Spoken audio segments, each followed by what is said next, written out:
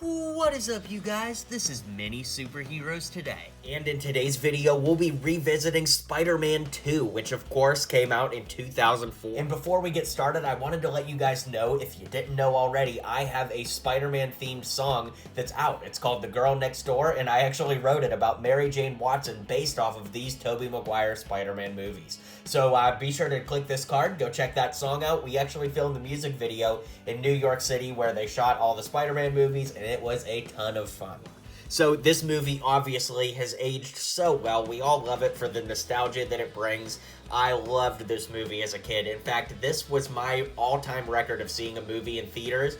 My parents took me to see it 12 times in theaters. So this movie will always hold a special place in my heart, not only for that, but also for some of the great Lego sets and figures that came with it. So for a little backstory on these sets, we got 5 sets plus 2, like, kind of juniors-ish sets, but we're not going to talk about those because they don't apply.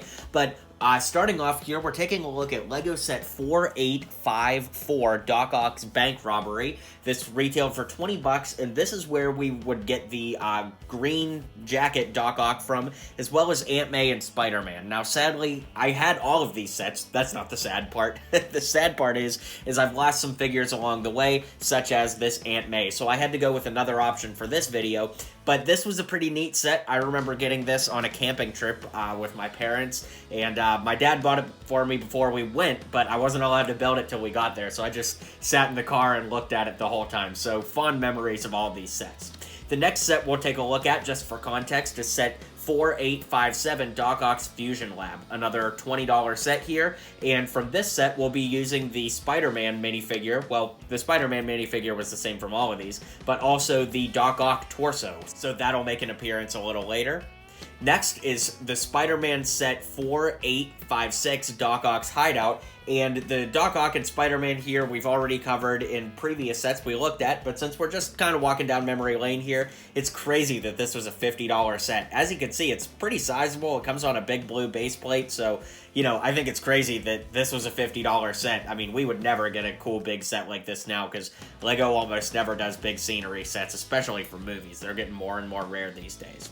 Next, we're taking a look at 4855, Spider-Man's Train Rescue, and this was an awesome set. As you can see, it's got that newspaper from the Daily Beagle that says Doc Ock still at large.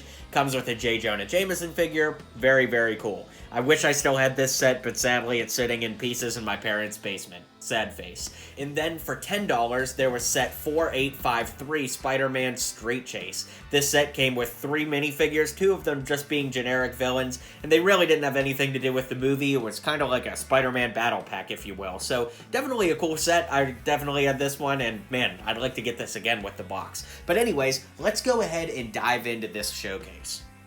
Alright, so with that little history lesson behind us, let's go ahead and dive in and start taking a look at these figures. Alright, so to build Spider-Man from Spider-Man 2, the first thing that you'll need is the official minifigure from the Spider-Man 2 movie for the head, the hips, and the torso.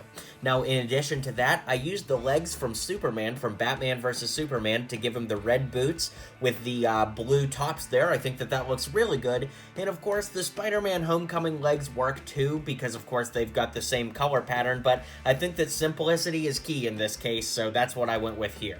But speaking of Spider-Man Homecoming, I did pull the arms and hands from that as well. So basically, that's the Spider-Man 2 figure here. Just give him a little spin so you can see what we're looking at. And then, of course, to add the Tobey Maguire head, like the unmasked look, I used the Coulson hair from the Lego Marvel line of sets, and I used the face from Marty McFly. This figure's been with me for 16 years, and man, to customize it now is really, really nostalgic. So, let's keep moving on. Pizza time, because we're to Peter Parker now. So to build this figure, I've got the legs and torso from the 2004 Spider-Man 2 Peter Parker, because of course it's pretty accurate to what he wore in the movie, but also it's just full of nostalgia. You can see he's got a mark right there on the torso, and I've had this figure for 16 years in my collection, so I used to play with this all the time as a kid, got no shame in it, and it's really cool to kind of bring my world with the Lego channel here now all the way back to my Lego fandom almost oh my gosh, over 15 years ago at this point. But anyways, I gave him a pizza box, and then I also gave him this construction worker helmet to show him with his bike helmet. Now, of course, you could take that off and put the Agent Coulson hair on him to give him the completed Tobey Maguire look, and I really love the way that this figure turned out. Here we've got Mary Jane Watson. Now, in the movie, she has a couple different outfits, but honestly, I didn't have any ideas how to build any of them in Lego form, so I just kind of went with something myself and just went along with it. So, the torso and legs are from the Lego Women of NASA set. This hair has come in lots of places, but Macy Williams from the Lego Jurassic World Fallen Kingdom line is probably the most recent, accessible one to get. And speaking of Jurassic World, I used the head from Claire Dearing to make it look like Mary Jane from this movie. So, like I said, once again, you know, it's not based off of a certain outfit from the movie, just something kind of generic, and hey, I think it actually works pretty well. Here we've got Harry Osborn, and just like in the first Spider-Man showcase, which if you haven't watched that, you should check that out on my channel, I used the head from Bruce Banner from Thor Ragnarok and Avengers Infinity War, and then I put the hair on from Star-Lord or from Captain America. Then the body is just J. Jonah Jameson from the Lego Spider-Man sets from a few years back. I wish that I had something more interesting to do with this figure, but in the first two movies, he really doesn't have anything interesting going on with his wardrobe, so there really wasn't anything to do or build, so I tried to make it as interesting as possible, but don't worry, we've got lots of interesting figures coming up. Here we've got Aunt May, and Aunt May, of course, was in all three Spider-Man movies, but her outfit from this, I don't have any pieces that look like it. Now, they did make an official Aunt May figure from this movie, but I lost mine over time, and, you know, I just didn't get one again. I wish I did, but, you know, it is what it is. So, I used these khaki legs, I used this torso from Bilbo Baggins from the Lord of the Rings line of sets, and then I used the head and hair from Aunt May from the regular Spider-Man series of sets, which have come in a couple different sets over the years, so hopefully they're not too uncommon for you guys. After Aunt May, of course, we've got to add Uncle Ben to the collection, and to build Uncle Ben, I used the same kind of khaki legs from Aunt May, Indiana Jones's torso, and then the head and hair from the second version of Han Solo from Star Wars The Force Awakens. So this is very much a Harrison Ford-driven figure, but I really like the way it turned out, and it's got that friendly but gruff look that Uncle Ben definitely had a little bit of in that first Spider-Man movie. Here we've got J. Jonah Jameson in his legendary appearance from J.K. Simmons in these movies. So to build this figure, I used these khaki legs here. I used the torso from Indiana Jones from The Last Crusade. I used the head from regular J. Jonah Jameson, and then I used the hair from Doctor Strange from the first Doctor Strange MCU set. I really like these gray highlights on the side here with the black hair, and somebody commented this to me. I don't know if it was on Instagram or YouTube, but I apologize. Just get so many comments, it's hard to keep that stuff straight. But to whoever suggested this, I appreciate it. And if you do remember this, I'll give you a shout out in the Spider-Man 3 video if you can bring it to my attention. But anyways, let's keep rolling on. Here we've got Robbie Robertson, who of course is also at the Daily Bugle, kind of J. Jonah Jameson's right-hand man. And to build this figure, I used the hair from Old Man Obi-Wan Kenobi. I used the face from the Lego Avengers Infinity War Bricktober Pack version of War Machine. Then moving down, the torso is actually Ross's torso from the Lego Friends set. Not Lego Friends the theme, but Lego Friends the TV show set. And then I made sure to put some hands on there to match the head. Then the hips are from Owen Grady from the Lego Jurassic World sets. And then I just gave him some dark gray legs to round out this figure. Here we've got Dr. Kurt Connors, and I always felt like it was a missed opportunity that we didn't get a Spider-Man 4 because they were clearly building for him to turn into the Lizard. But in any case, you know what? I'm going to go into this for a second. I actually had a theory that if you remember at the end of Spider-Man 3, he got the Pyrithium X symbiote from Peter Parker and was experimenting on it. But at the end of Spider-Man 3, we don't know whatever happened to that. So my theory is that he was going to use that to turn into the Lizard somehow. In any case, getting back to the figure, I used the torso, arms, and legs from Percival Graves from the Lego Harry Potter collectible minifigure series, but I pulled one of the hands out to show that, of course, you know, he was missing a hand as he was in the movie. Then the head I gave him was Dr. Alan Grant from the Lego Jurassic Park line of sets, and then I gave him our good old favorite Coulson's hair to round out this figure.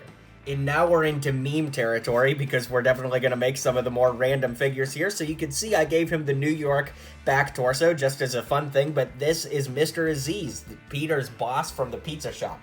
You guys knew that I had to do some of the meme characters, so here we are. The legs are just these light blue legs with that New York torso flipped around to give him a t-shirt. The arms I got from Commissioner Gordon from the Lego Batman movie collectible minifigure series. I then used the head from Dr. Wu from Jurassic Park, or more accurately Jurassic World, and then I used the same hair from Dr. Wu too. So this is the closest I felt that I could get on the character, but if you have a better idea, you should go down to the comments. Here we've got Peter's landlord, Mr. Ditkovich, who's always complaining about the rent, and to build him, I used Ron's torso from Lego Harry Potter, Director Krennic's head, I used the hair from the Doctor from Doctor Who, and then I used these brown legs. So, in here we've got Doc Ock in the lab before he actually gets his arms, which of course is the figure we'll take a look at next. But to build this figure, I used the hair from Professor Flitwick from the Lego Harry Potter collectible minifigure series, and I do want to say that I used two different hair pieces on both Doc Ocks. I think they're interchangeable, but you guys can let me know in the comments which one you like better ultimately. So the hair is from Flitwick, the face is from Cedric from the Harry Potter collectible minifigure series, and then the torso is actually from the 2004 Doc Ock from the Lab Escape set. I think that's what it was called. But anyways, I made sure that he had the tan arms, and then I gave him matching gray legs to round out the figure.